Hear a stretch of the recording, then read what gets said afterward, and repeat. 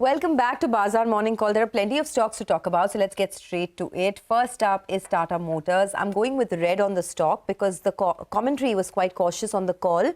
The biggest negative, I think, from the commentary was that the JLR margin guidance for FY25 is flat year on year. So they don't expect any growth in the Jaguar Land Rover margins for FY25 because of certain headwinds that the market is seeing. They say that there's a cost increase because of higher marketing spends that they've had to undertake, and that will be offset by an improved JLR mix, which is higher Range Rover and higher Range Rover Sports. However, they've maintained the FY26 guidance to be at 10% EBIT for JLR, and they also maintain the FY25 guidance to be debt-free. So in FY25, although the EBIT margins won't go up, the company will still become debt-free as per JLR is concerned. So it is a bit of a cautious commentary, you'd have to say. The company didn't give any JLR volume guidance either. They said the demands will be very difficult in many different parts of the globe in FY25, so hence there's a bit of caution. Q1 is likely to be weak, would be free cash flow neutral. They're cautiously optimistic on the domestic CV demand as well, though they expect it to improve from the second half of FY25. Now, the India CV business guidance is also flat to a marginal decline. The cost headwinds are visible in Q1 and for FY25. If you look at Q4 numbers, right, it's a mixed bag. So the revenues are largely in line, but the EBITDA and margins are slightly below what the street was estimating. So the JLR margins as well, steady state this time around, but slightly below expectations. Revenue growth of 10.7% for JLR, EBITDA up 22%, margins up 150 basis points year on year for JLR at 16.3%, but the poll suggested 16.6%, so slightly below estimates, and the profits up 23%. So for Tata Motors, I'm going with red. Let me also just quickly take you through Eicher Motors numbers. It was a strong operational performance, no two ways about that. The earnings were largely in line with estimates. There were no negative or positive surprises, but the numbers were good. Margins were up 270 basis points year on year. Margins came in at a multi-quarter high. Highest ever revenues that the company has posted in this quarter. A revenue growth of 9.5% is what Eicher has seen. And if you look at the margin trend, right, over the last 5 quarters. 5 quarters ago, Eicher Motors saw margins of around 24.5%. They've grown steady state because of raw materials coming off and operating leverage kicking in. In the conference call, the management said that they expect the two-wheeler market to grow and the middleweight segment growth to be in double digits. They also spoke about how the Royal Enfield growth will be driven by new model launches. They are not seeing any headwinds in commodity prices, which means that the margins will continue to be range-bound around these levels. So I'm going with green there. All right, the Tata Motors stock could get clunked, Sonia, because the market has been net long on that one as well. So let's see how that goes. But the stock of the day in terms of results could be ABB India. Vamakshi joins us to tell us more about that. Well, Vamakshi, it's a very expensive stock on valuations, but these numbers look good. Well, absolutely. It's a very strong set of numbers that the company has posted this time around. It's a beat across the board. When we look at the revenues, they've come in nearly 7% higher than what we were expecting. In fact, revenue growth is largely being driven by the electrification as well as the process automation segment. And this, in fact, more than offset the temporary sluggishness that was seen in motion as well as robotics and discrete automation. Apart from that, when we look at the margins, we were expecting somewhere around 14% EBITDA margins, but they've actually come in at almost 18.3%. So a huge beat as far as the margins are concerned as well. And the net profit too has come in nearly 38% higher as compared to our expectations. Overall, on a year-on-year basis, net profit is up almost 88%, coming in at almost 460 crores. Now, the order inflows for the company also look quite healthy. Order inflows stood at 3,607 crore, up nearly 14.6% sequentially and 15.4% year-on-year.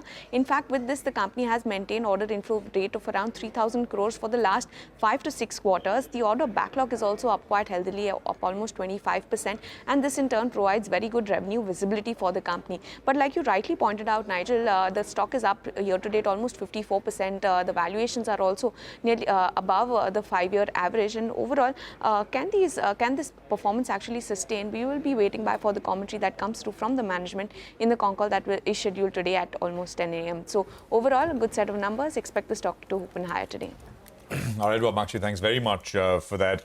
Let's move on to Kalyan Jewellers, which reported numbers as well. Mangalam has got that one. Mangalam, morning. Good morning. So good numbers coming in from Kalyan Jewellers. I mean, the street had a peek into the revenue growth of 34%, which they had revealed in their quarterly update as well. But it's fascinating the way the company has been performing, even internals. There have been some compromises on margins, but that's largely because the company is expanding via franchise route. And franchise route, remember, is ROCE accretive for the company. So revenue growth of 34%, the EBITDA grew about 19%, net profit on a low base grew 97% because on the exceptional item, in the base quarter, there was an exceptional loss of about 33 odd crores. India business grew 38% with the same store sales growth of 17%. That's a positive. Non-South business grew or is around 49% of their sales versus 44% same time last year. Studded business is about 29% of their sales versus 28%. In fact, not only have they grown well, they've targeted for good growth for next year as well. They've, looked at mid to high single-digit same-store sales growth for FY25, will further accelerate return on capital employed, will also increase revenue share coming in from non-South markets, and are looking to divest some of their non-core assets to further strengthen their balance sheet. The stock has risen a lot, but with this growth runway, one sees some more green on Kalyan Jewellers. Okay, thanks a lot for that. Well, Vamakshi is back with us to tell us about Thermax and how it looked this time. Vamakshi, over to you. Well, a good set of numbers this time from Thermax. When we look at the revenue, it has come in nearly 3% higher than what we were expecting at 2,764 odd crores. The revenue growth is largely being driven by the industrial products as well as the infra segment. Good growth is also being witnessed in the green solution segment, which witnessed an uptick of almost 72%. However, the chemical segments degrew by almost 8% in the fourth quarter. When we look at the margins have also come in nearly 123 basis points higher year on year. Margins stand at 9.9%, so very close to the double-digit mark, and in fact this improvement is largely being driven by 104 basis points improvement in the industrial product EBIT margin as well as a 731 basis point rise in the green solutions business. Apart from that, when we look at the EBITDA, that has come in nearly 18% higher than what we were expecting, and the net profit has also come in nearly 6% higher. Overall, the order book also looks quite healthy. The order inflow was quite weak in the first half of FY24, and this in turn has picked up in the second half. Order booking in Q4 was nearly 2% higher at 2,309 crores. The company says that they continue to build on stable orders. Inquiry inflow from steel, chemical and F&B continues to remain quite strong. But overall, a good set, better than expectations. Expect the stock to open higher today. Got it. Vamakshi, thanks a lot for that. And do note, we'll connect with the management of Thermax at 9:30 a.m. later today. Well, let's tell you about APL Apollo Tubes then. The stock has come off a little bit from the recent high that we saw, and these numbers are disappointing. So on the top line, there was a growth of 8%. That was backed by volumes. Volumes were up by 4% on a year-on-year basis. On a sequential basis, it was up by close to 12%. So it appears they went for volumes, but that came at the cost of margins. And the management has said this, that demand was a little bit tepid ahead of the general elections. There was an ongoing slowdown in retail spending as well. So they gave higher discounts, which in turn impacted the EBITDA per ton. And the EBITDA per ton came in at around 4,132, which is the lowest we've seen since Q2 FY23. So they've taken a knockback out there. And one of the reasons is the other expenditure, big spike up there on a sequential basis as well, up close to around 14%. So they got hit over there. The PAT number didn't contract as much because the tax rate was relatively lower in comparison to what we saw last year.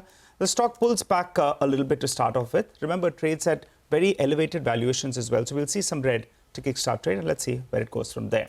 But another good result was Piramal Pharma. Ekta joins us to fill us in with more on that. Ekta, finally good results coming out from them. Well, yes, I expect the stock to be in the green today. Revenue up around 18% for Piramal Pharma. The EBITDA was up 51% year on year, and the margins came in at a multi-quarter high of 20.8% versus 16.2%, and a profit of around 101 crores. Now, Q1Q also, margins 20.8% versus 13.7%, and profit of 101 crores versus 10.1 crore on a Q1Q basis. So there's a significant improvement in the operational performance of Piramal this time.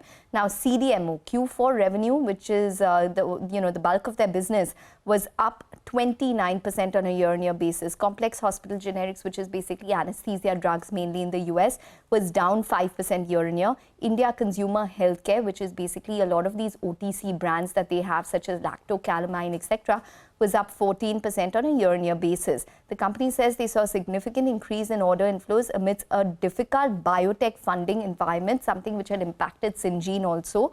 And the net debt came in at 2.9 times versus 5.6 times at the start of FY24. So there was an improvement in metrics all across.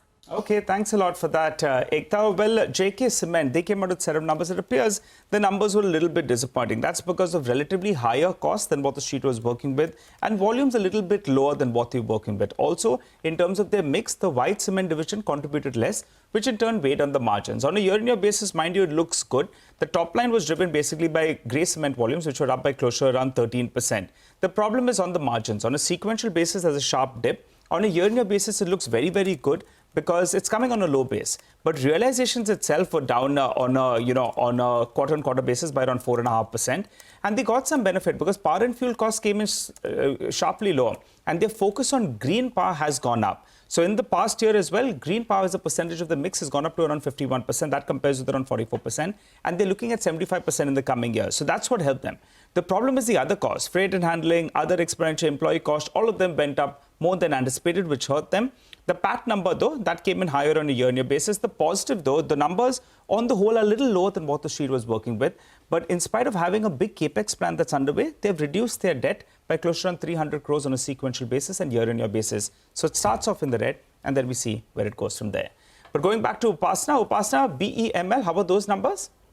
Well, Nigel, a good set of numbers reported by the company in its Q4 FY24. The revenue was seen at 1,513 crore with an uptick of almost 9% on one-year basis. EBITDA margins have also expanded sharply by almost 380 basis points at 24.5%. And coming to PAT of the company, it's up almost about 64% on a one-year basis at 257 crores. Now, in terms of order book position of the company, it stands at 11,872 crores, out of which 3,301 crore orders are executable in the current year. So all in all, we are seeing a good set of numbers from BEML, hence I expect the stock to open in green today. All right, thanks very much, Upasana, for that. Now let's focus on Jupiter Life with Ekta. Ekta, back to you. Well, yes, for Jupiter Life, I expect the stock to be in the green. It is a hospital company. Revenue 290 crores versus 242 crores. Margins maintained at 21%. Profits saw a good surge because they did see interest cost savings because they've repaid all of their debt as well. FY24 occupancy stood at 63.8% versus 62.5% year-on-year, and the average revenue per occupied bed has also improved on a year-on-year basis. The company has also acquired land in Pune for setting up 500 beds. It will be the 5th hospital by the company. Remember, the company has a goal of 2,500 beds in West India. The visibility has reached 2,200 beds with the latest Pune acquisition and the Dombivli hospital, which is coming up. So overall, things seem to be going well for the company. Expect the stock to be in the green. Okay, thanks a lot for that. Well, I also wanted to mention, we were talking about Tata Motors, right? If you just pull up the stock, there are two downgrades which are coming on Tata Motors. We'll talk about that in greater detail later. But just wanted to quickly mention the reason why we're talking about it being in the red is Nomura and Morgan Stanley have both downgraded the stock to neutral, saying that despite decent set of numbers, it's just that the stock has priced in a lot of the good news. So maybe you could see some pressure over there. But here's a quick recap of our top stocks this morning. Stocks with positive news flow. There's Eicher Motors, ABB India, Kalyan Jewellers, Thermax, Piramal Pharma, BEML and Jupiter Lifeline Hospitals. While stocks with negative news flow, there's Tata Motors, APL Apollo Tubes as well as JK Cement. We'll take a short break. Up next, we'll connect with Polycab's Chairman and Managing Director Inder T. Jaisinghani and the Executive Director and CFO Gandharv Tongia to talk about their Q4 earnings. Stay tuned.